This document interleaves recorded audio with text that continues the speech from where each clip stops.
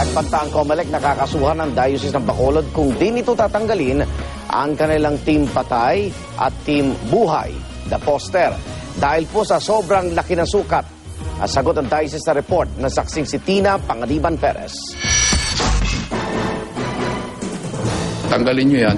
Yan ang mariing utos si COMELEC Chairman Sixto Brillantes kaugnay na ikinabit na Team Buhay at Team Patay posters ng Diocese ng Bacolod na naglilista ng mga kandidatong sumuporta at kumontra sa RH Law. Pero ang dahilan, walang kinalaman sa mismong batas, kundi dahil sa sobrang laki raw ng mga ito. Kahit pa nga nang hatiin ng mga tauhan ng simbahan sa dalawa ang poster, sobra pa rin ito sa itinakdang sukat ng komisyon. Kung hindi nyo tatanggalin, charge na namin kayo. Nakakahiya naman. Wala naman privileges just because you belong to the Catholic Church or what.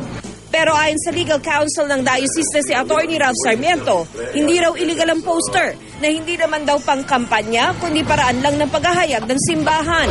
The diocese and the Bishop of Bacolod is not running for any public office. It's part therefore of religious freedom on the part of the church. If everybody will say, hindi namin muna tatanggalin, gatin nyo sinasabi kung ano ito, this is just an expression of the freedom of freedom of what speech or what. Hindi wala na kami mahuhuli. If they don't take it out, we'll simply charge them and then use whatever they're saying as their defense. Pero giit ng Bacolod Diocese, the bishop is, in his own diocese, the supreme authority. And nobody can dictate on him. patuloy naman pinag-aaralan ng COMELEC Law Department kung dapat bang irekomenda sa COMELEC Anbank ang paghahain ng reklamo kay senatorial candidate Jambi Madrigal kaugnay ng pa-contest niyang may premyong iPad.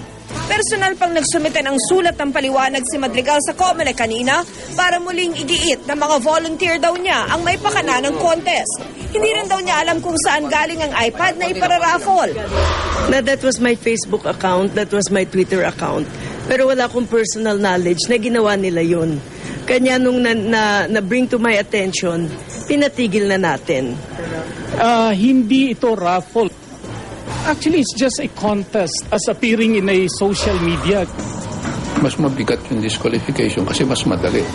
Ang criminal, yung election offense takes a long period of time. Ako si Tina Pangaliban Perez, ang inyong saksi.